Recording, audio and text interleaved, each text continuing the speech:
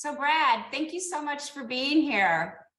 Oh, it's a pleasure, Kimberly. It's certainly good to be in front of you and with you. Thank you. I am going to read some of the information that you sent me for your bio, and then the rest of this amazing career, amazing life, we're going to use throughout our conversation today. So let me get reading on here. So you are the son of a Vietnam era fighter pilot. He raised you with a firm hand, but a long rope. You learned the hard way, but today you are thankful for it. You lived all over the country and overseas before you moved back to Baton Rouge in 1977. You went to Broadmoor High School and somehow slipped into LSU. After nearly 3 years of lousy grades, you changed your focus from business classes to criminal justice.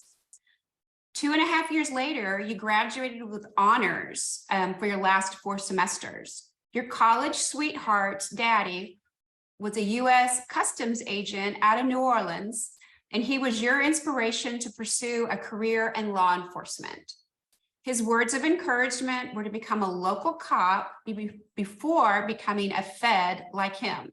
So off you went to Dallas in 1985, and you were hired in April. You spent the first part of your career at the Northeast Patrol Division. It was a learning pad for you for 18 months, and then you blew out your knee. You had multiple surgeries, and you spent 18 months in the basement of City Hall at 1500 Marilla. Anybody listening from the Dallas Police Department understands that. So somehow in 1988, Al Hollingsworth and Carl Kraft visited you in dispatch, and they inquired about your application to Dallas SWAT. 2 years in SWAT, and the writing was on the wall. You hated to leave SWAT, but you knew that it would be a good decision because of the pay, the benefits, the training, the travel, and the retirement opportunities. You were hired by ATF in 1990, starting in Denver. You spent 3 weeks in Waco after the initial raid on that Sunday morning of February 28, 1993. Sam Cohen, also from former DPD, was on his first ATF SRT bust when he was shot. Fortunately, you saw him at the Waco airport, and you're relieved to know he was okay. You moved to Baltimore several years later. You were a street agent, division tactical advisor, firearms instructor coordinator, and then you got your first ATF SRT K9 as a full-time operator K9 handler. 18 years in Maryland and Virginia with the feds, and you were on a roll. ATF was a great agency for all it had to offer in gangs, drugs, guns, arson, moonshine, and tobacco diversion. You moved back to Dallas in 2012 to get your second assignment of ATF SRT K9, and good times continued. Even that is a full career. I mean, even that is a full career. So, and then I remarried, which was truly the blessing. And, you know, even with Robin down the hall, I would say it in front of her, but she's been a blessing, her 2 kids, and now our 7-year-old granddaughter, because my ex-wife and I did not have kids. So I inherited 2 adult children, and that little 7-year-old ginger granddaughter of ours is the things I would do for her. Oh, I love it. I love it. You know, when Todd and I got married, he inherited being a stepfather to my children, my 2 boys. And it's been a blessing. And I think I obviously am extremely lucky for that. But I think all of us have benefited from just being able to acknowledge that, to recognize that, you know, sometimes those second time around is good, is Amen. good. Amen to that. Yeah, we can make it work. And, you know, as first responders, law enforcement, we really do have to make sure that we surround ourselves with things that will level us or, you know, hold us down, lift us up, whatever it is that we need. the mental and emotional aspects of what we do. It's so important to have that person, that people, even if it's a 7-year-old, that can really help you. That can really help you. So I'm very, very happy to hear that you are in that position. Thank you. I often like to tell people how I know the people that I'm interviewing here, because, after retiring myself at a little over 30 years from the Dallas Police Department, and now as a certified retirement life coach for first responders, my husband and I do these podcasts so that we can help other first responders. But you and I, we are connected just through connections. We're connected through the fact that we both prior DPD, that we're long-term law enforcement individuals. We have a lot of mutual friends. We're on some Facebook pages together and stuff like that. And you and I are actually go-getters. And so we connect on that level. So I think that this is a gift you're giving me, and it's also a gift you are giving other first responders across our country. So thank you very much for that. No, thank you again. And what you and Todd are doing is instrumental, and I've said it before, and my hat's off to both of you. Thank you. Thank you very much. Thank you.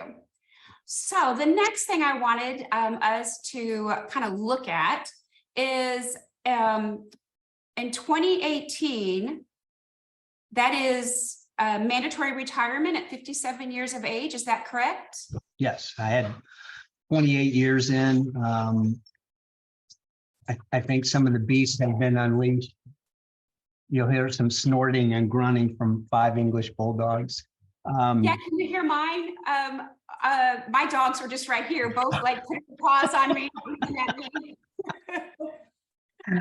Oh, too funny. So I retired my second canine about 1.5 years before. Had he been young enough and still in service, I would have been able to stay on until I was 59 years of age. I chose to leave. My last day was July 31st. I could have stayed until August 25th, but I thought ending the month was a good way, and I was going to enjoy my birthday on August 25th as a retiree, and finally, after 33 years, not having to carry a gun professionally, because as you all know, and your audience does, it takes a toll on our bodies. And I mentioned that at my retirement party, that physically it had torn up my body. Over the course of my career, I had 30 surgeries, broken bones, or joint repairs. And I played hard, and I tried to live an easier life, but I always wanted to be active and on the field, not on the bench. And, for 6 rotator cuff surgeries that I handled 2 canines, I always wanted to get back, because I was selected as a canine handler, not to be a bench rider, not have a canine that stayed at home that wasn't deployable. So I'd get back in the loop, and I'd get re-injured, and I'd have surgery, and I'd tell my team commander, "Yep, I'm ready to go." And they're like, "Well, who heals, after 4 months of having a rotator cuff surgery?" And raised my hand and said, "Put me in, let's go. That's why we're here." So it was good to retire, and I know Robin was pleased that I wasn't traveling and spending 125 nights a year in hotels across the country, and Puerto Rico, and some of my teammates had gone to the Philippines a couple of times. But and a lot of guys say, "Well, you're newly married. That's the only reason you want to stay home and you want to retire." And I said, "No, I bought my house for a reason." When I moved back here, and Tom Nalty's realtor neighbor found the house for me and my 2 canines. And when Robin moved in, I asked her, I said, "Do you see yourself being able to stay here?" And she goes, "Yes." "Why?" And I say, "Because I'm going to die here." I said, "I'm tired of moving. I've moved 27 times as a Air Force brat, and as a Dallas police officer, I was always chasing free rent. I was tired of moving, and yeah, the house is too big, but it's good for grandkids and bulldogs and friends. So in the end, that's what really matters to us." It's funny that you mentioned that because Todd and I bought the house that we're in, and we bought it the November before I retired. I retired the last day of April 3 years ago. So exactly 3 years ago yesterday, I retired. And we bought this house, and as a military brat, and then free rents and divorce and all that stuff, I never lived in any one place for very long. And this is my home. This is it for me. This is it. And I feel so planted. And that's so important to me. And I didn't realize that. I didn't realize that I was missing that. Well, maybe if I'd thought about it, I would recognize that I missed it. But first responders, we are so good at just kind of like powering through, not really looking at the issue, not really addressing the issue, but just making it work.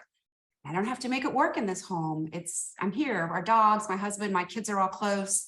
It's very, very nice. It's a sense of security that we haven't had, military and yeah. So I'm glad that you have that also.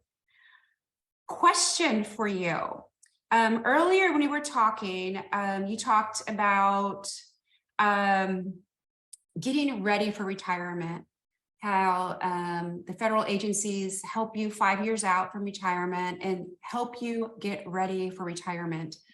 Outside of financial aspects of it, is there anything that you learned in that process that is serving you now that you would like to share with people? Well, something that I think I did mention, that if I didn't expect a career as a canine handler, that was a blessing. I was good with dogs, and they were better with my teammates, which, is a phenomenal asset.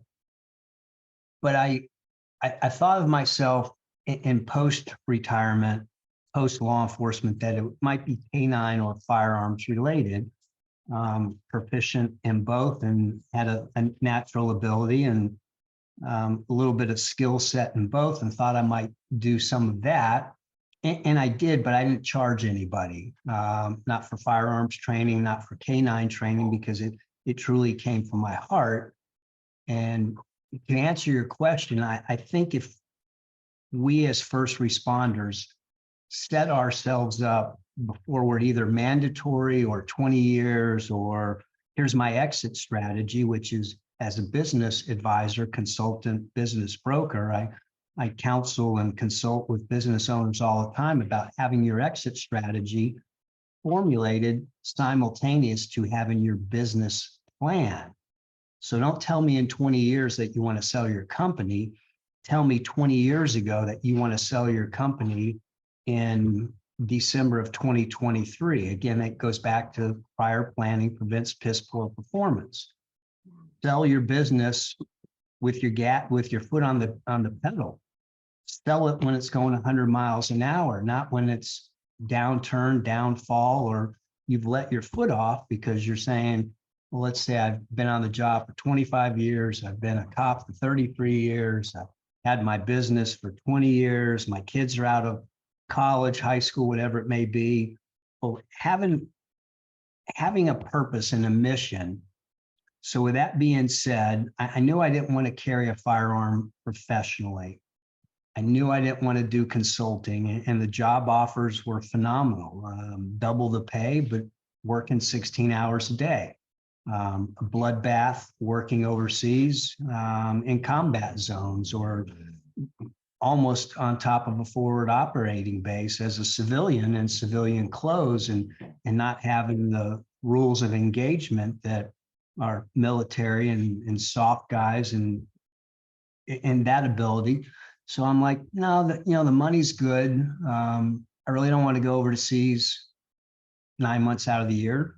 I knew I wanted to stay local. So church neighbor and I would have lunch the last 6 months of, or the first 6 months of 2018.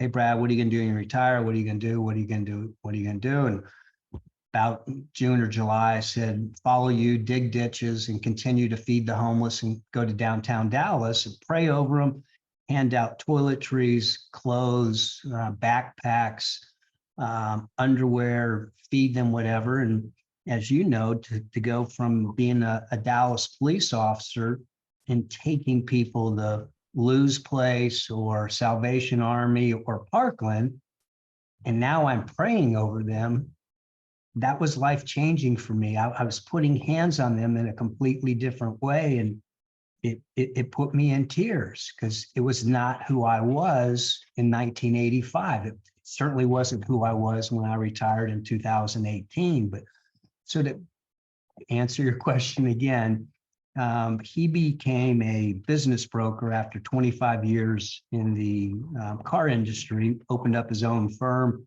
went to work for him.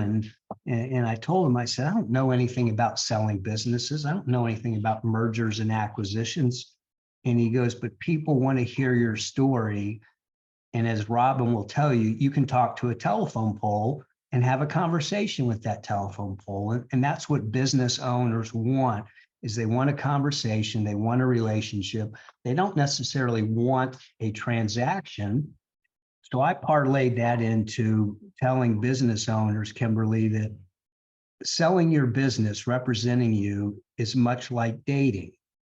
Match.com, glass of wine, a second date, maybe a meal, a third date, maybe a walk in the park, a fourth date, a movie, a dating experience, a relationship, a kindred spirit, a connection. And then all of a sudden you're dating, you're only with each other. There's a proposal, you get married, kids, house, blah, blah, blah. And then the old business owner leans into me and says, Brad, that's a poor analogy. I've been married 7 times. I just need one relationship, and I only want one relationship with you as my business broker. And I said, well, if you remember me and you don't have bad thoughts, bad feelings, and I didn't treat you like a used car salesman or feel like you're getting the pushover, then this will work. And he goes, much like dating? And I said, yes. And then he says, much like being married 7 times? I said, no.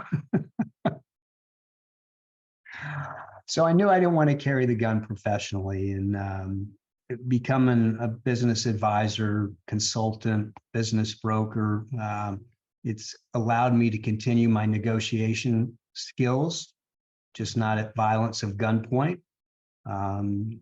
We collectively, I think we have almost 100 years between the 3 of us of negotiating, but it's been at gunpoint.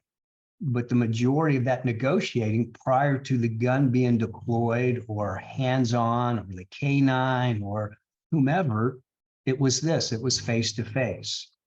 And I think as first responders, if we can maximize that in any of our post first responder jobs, because people want to hear first responders' life stories.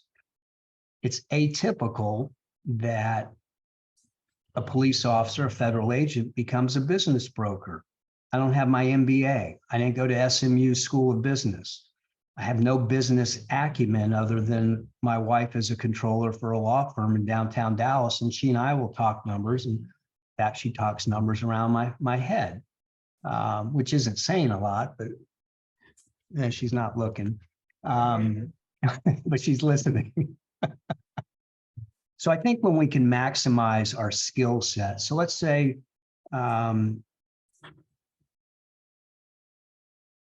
let's use Tom Nolte for an example. He worked a lot of different divisions within DPD, and he set himself up for a position with the DA's office. So he maximized his skill set. Now, how would he do that if he were to leave the DA's office? Phenomenal investigator, whether you like him as a person or not. How does a firefighter do that? A lot of firefighters are plumbers and roofers before they're firefighters. So they have a skill set and they maximize that. My only point is that when we find a niche and we utilize the ability and the time on the job to let the city perhaps pay for our representation in front of clients and customers, as opposed to, okay, I'm retiring on May 1st, 2023. Now what do I do? Well, have that plan 6 months ago, 6 years ago. My instruction and value to you, Kimberly and Todd, would be to go to the academy from day one for every class that starts, and you all should be in front of every academy and representing yourselves and the city of Dallas. I don't know if you can hear the snoring. I think my dogs hear it. There are dogs around me, they're jumping on my feet, getting on my lap. Licking your toes. I think if you all can get the city to see the value of bringing you all in and providing that encouragement, that guidance, that consulting, pros, cons, the positive, the negative. Utilize the example of my teammate and I maximized from day one of June 17th of 90. He did not. I retired with twice as much and almost similar abilities with the thrift savings program, which is the US government's 401k department, if you will. And he just couldn't believe it. But again, that was the encouragement that I got from my FTO with ATF. Hey, day one, you maximize right now, not tomorrow, not next week, but do it right now. And by the grace of God, when I retired, I was in the top 1% of all federal employees nationwide as far as the value of my retirement. Was I good? Was I lucky? No, but I used both ears to listen. Subject matter experts like you, my FTO, financial advisors, CPA, a spouse. Yeah. Wise counsel, absolutely. And that's one of the things that I have always appreciated in law enforcement is you have people you can listen to, and you have to be able to figure out the wise ones necessarily from the unwise ones, and the ones that are wanting to lead you to safety and security and prosperity, and the ones who really just want you to accompany them through their misery. And it can, when you're younger or, confused on several things, that can be kind of hard. But as we're getting older, and especially when we're looking into retiring or going on to our next big thing, it's really time to be careful who you listen to. It's really time to be honest with yourself. It's a really a good time to ask yourself some questions and be brutally honest with yourself. Because, if you have the ability to think it, you can still change things. So you can, definitely do that. I do want to also mention one thing, and this is actually, it's very deep, and but it's the reality of the extra. I call it the extra that first responders, law enforcement has to handle, and that is we have to handle the trauma that accompanies us every day in the career, and it doesn't ever go away. And you listed that during your time with DPD, you lost somebody, you're still troubled by Gary Blair's death in 1986. It was a long time ago. It's a long time ago. Yep. And it's still an issue. And that was the first police funeral that you attended, and you had an FTO who was roommates with him.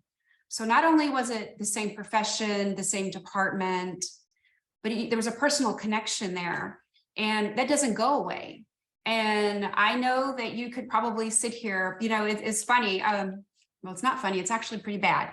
But Todd and I were trying to list all of the traumas, all the different things that we've dealt with over our career to be interviewed on a podcast. And I threw a couple out, and he threw a couple out. And then we really started thinking, and we started listing them. And it was like 30 minutes later, and I'm like, oh my gosh, we're like screwed up. How are we married? How are we making it? How are we raising children? How are we sleeping at night? It was an eye-opener because I had never sat there and tried to think of all the different things. Now, it does come to mind, and I'll be honest, the negatives I think, just naturally come to our mind, and we have to, on purpose, look for the positives. You know, the negatives don't all come up all at once, but they'll come up here and there. You know, something will happen, it'll spur a thought. But we were sitting there trying to think of all of them to get them written down, because the podcast host likes to do the research on those, so they have some information going into it. And I'm like, we cannot turn this list in. We cannot turn this list in. We cannot possibly admit to having been present or a part of or a witness to or the complainant in all of this. I mean, that was crazy. It was absolutely crazy. So when I read, you know, that the loss of Officer Blair, you know, still troubles you, it breaks my heart. But I also, you know, deeply understood that. And, you know, Gary, you know, died, and we should remember that. We should remember that. You know, every one of our people that died, your feds and the civilians that you worked so hard for their safety and security, you know, it's maybe we're supposed to remember it. We just have to be able to remember it in a way that, you know, we sleep and we eat and we have good lives. So Amen to that. And, you know, my 6th rotator cuff surgery in 2018, I went to a orthopedic surgeon that had done my 3rd, my 4th, and my 5th rotator cuff surgery. Combat veteran, assigned to JSOC during Iran and Iraq. So I'm thinking, if he can fix their shoulders in a theater, combat theater, then to do it here at Baylor, Plano, easy peasy. So his PA, physician's assistant, said, Brad, how do you keep tearing your shoulder? And I said, well, continue to be in the game, and I don't want to ride the bench. I want to be amongst my teammates. And she says, well, you know, maybe that was God's plan, is that you get hurt instead of we, the citizens that you protect. And she put me in tears. I did not expect that from her. And I asked her what her story was. And she said, I shouldn't be here. I almost lost my leg and my life because I had a tennis injury, scholarship to UCLA to play tennis. She had a staph infection that became septic. Should have lost her leg, should have lost her life. But she puts herself through physician's assistant school, and she's working for my ortho. I knew what my role was as a young Dallas police officer. I knew what my role was as an ATF agent. I knew what my teammates and my coworkers' role were. We suffer first. We protect citizens. You and Todd know that. But no one ever told me until Ashley told me that maybe all my injuries were to protect others. I made her cry. yeah, I didn't want to. make me cry. So I saw her a couple weeks ago. I'm having my 8th shoulder surgery this Monday. Not really a surgery in as much as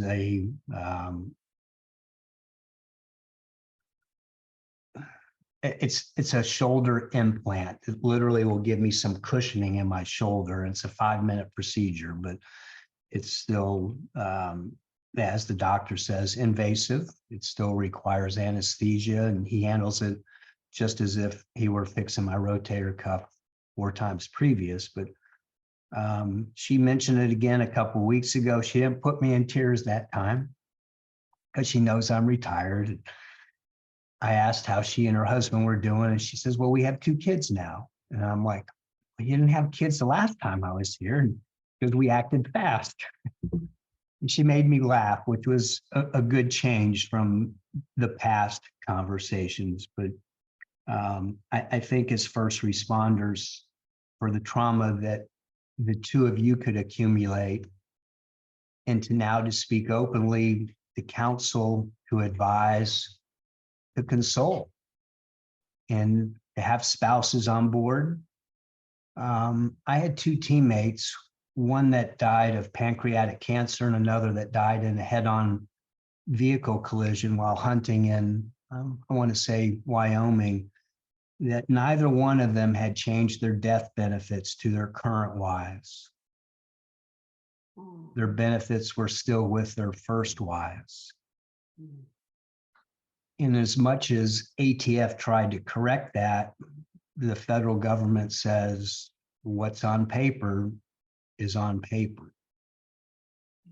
And it pained all of us that were full-time operators, because both guys were part-time operators. They were full-time street agents, one out of Philly and one out of New York field divisions. So when the flag went up and the call went out, these guys could or could not participate depending on work schedule or whatever. But as a full-time SRT operator, SRT member, we couldn't say no.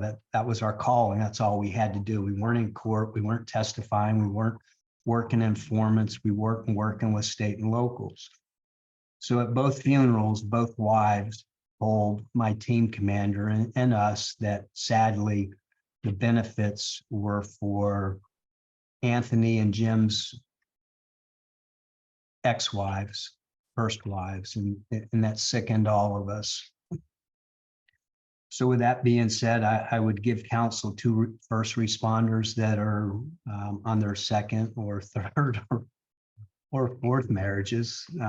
Hey, where are your benefits? Who are they for?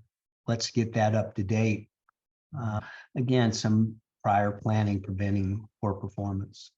Yeah, solid information that, our goal is to thrive through our retirement, live a good life present, but also the next 10, 20, 30, 40 years. And, having your benefits go to the right place, having your trust set up. Todd and I are in the process of setting a trust up now, actually, for that exact reason. We didn't work as hard as we worked to have it go to somebody else or fall through the cracks or, sit someplace without our children getting it. But we have hit we've hit some big topics today, even with our dogs running around our feet. So that's worked out well. That's worked out really well. I like seeing your chocolate lab in the background, just walking by. Yeah. Me like putting my hand down and pushing her away. She's actually supposed to be a chocolate lab, but we found out she's a Weimaraner. So Todd got her from the Dallas Pound Animal Services when they were trying to clear the service because they were all so sick. And he got her, and when she got her weight on her, you can tell she's a little bit more of a Weimaraner. We did the blood work also. So she's Weimaraner with some lab, but we're all rescue people, so we don't really care. Yeah, I said you had one thing. Go to the Pound to get a chocolate lab. Was all you were supposed to do. Back with a Weimaraner. Hey, it's better than a cat walking by, right? And nothing against cats, but I'm a dog and a horse person. Yeah, well, we're just lucky that a cat hasn't gone by back to this part of the house. So one of the questions, the final question that we like to ask, this was very important to Todd that I ask our guests this, and that is, how do you want to be remembered when it's all said and done? How does Brad want to be remembered? Well, I know I answered that question and sent my response to you, and Robin and I have had this discussion since I inherited her two kids, and I literally went from being a no dad to a granddad with our 7-year-old granddaughter. My legacy, my purpose as a man is to serve God. My purpose professionally is to make heroes out of my business clients, much to what you and I and Todd and I worked with those heroes that lost their lives in the back alleys. What I want someone to say about me is that I not only created value on paper, but in somebody's heart. And if that one person is our 7-year-old granddaughter, I know Robin appreciates that because I just adore her, because she literally is my first child, not by birth, not by blood, but by marriage. But I see in her what Robin and I can mold and shape and have an impact on, especially with our son going through a divorce, so that we can be the second and third parent, not only to our granddaughter, but that we can be, or I can be, Brody's father. Now, his father is alive. It's a very fractured relationship, and he doesn't call me dad. I don't expect him to, but I treat him as my son, and that wasn't so warmly received when we first met, but today it is. And I know that my legacy with he and his daughter, to me, is very important, because I want to create value to them and let them see beyond just the physical and material needs of worldly or humans, but to see the spiritual need of having a relationship with Christ, putting him at the head of the table, and having the success that his mother and I have had. Sometimes he and his sister just see material wealth, but I want him to see having a rich heart is far better and far more spoken of than having a big house or a big account or a fast car or anything like that. And we continue to give to Brody and his sister Brittany. We just adore giving to little Peyton, our granddaughter. And I know I don't need to say to what extent I would go to protect her. I think that's a natural response for first responders, to be protective, not overly, but the things that we would do to keep people alive and out of harm's way. And I think, Todd, having you ask that question of not just your guests, but of y'all's guests, because I see this as a team project, a team endeavor that the two of you have taken on, because you see the female side of it, Todd sees the male side of it. And I'm sure your pillow talk conversations are rather in depth, or at least they were before your head hits the pillow. Yeah. You have been just a wealth of information, and loved every second of this. I am going to include your contact information in the notes, in case any of our listeners want to reach out to you directly with any questions or comments, or to continue the conversation, maybe even seek counsel and direction, since you obviously have that capacity. But I want to thank you so much for your service, for your ongoing service, and for your continued service. Thank you so very much.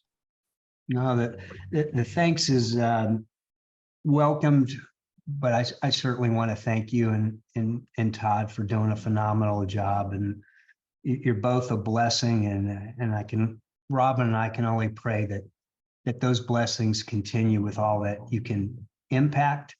And hopefully this hour and 2 minutes will be impactful to other people that you come across. So thank you.